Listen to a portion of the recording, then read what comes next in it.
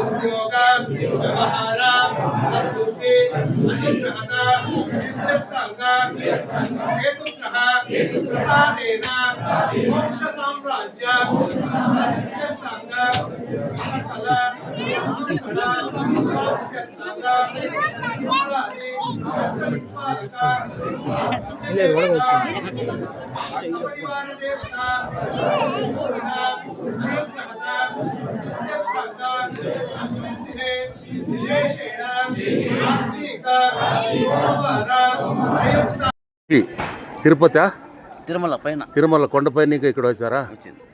ఎట్లా ఇక్కడికి రావాలని చెప్పి ఏమి దేవుని ప్రేరణ ఎట్లా ఎలాగైంది? ఎలా అయింది ఇక్కడ రావాలని?